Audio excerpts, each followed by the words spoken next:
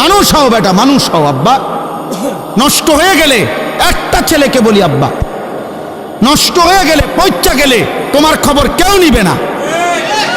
স্বার্থপর এই দুনিয়া, কারো হাতে টাইম নাই।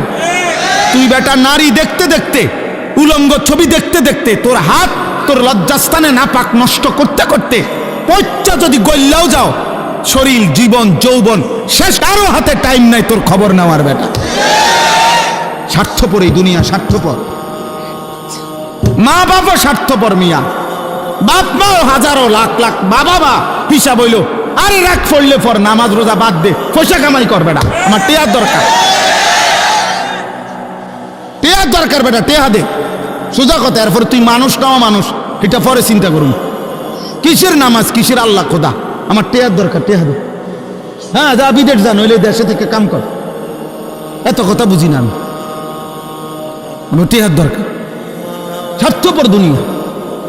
তুমি নষ্ট হয়ে গেলে কেউ ভাবার টাইম নাই, কারো টাইম নাই, কারো টাইম নাই।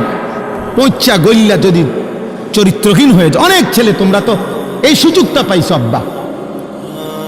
মা বাবার খামখেয়ালি, অভিভাবকের খামখেয়ালি, পরিবারের বন্ধন ছুটে গেছে, যার কারণে আজকে তোমাদের অসংখ্য ছেলে রাত দিন গুনাহ করার পরেও তোমাদেরকে টেনে ধরবে, ফিরাবে, এমন অভিভাবক অনেকের কপালে জোটে নাই। 365 দিনে খোদার 1 বছরে নামাজ পড়ে নাই, একদিনও ফজরের নামাজ। কিন্তু মানুষরূপী এই হাইওয়ানকে, আহারে তোর কপালে একটা মানুষ জোটে নাই যে তারে হাত ধরে বলবে, কিরে আব্বা তুই কোনোদিন ফজর পড়বি না? বিষয়টা কি? ওর কপালে এমন একজন মানুষ জোটে নাই। আমার 75 বছর বয়সী মা, আলহামদুলিল্লাহ, আমার আম্মা এখনো আমার জিগায়, ফুত নামাজ পড়ছুন, খোদার কসম। আমার 75 বছর বয়সী মা আমার এখনো জিগায়।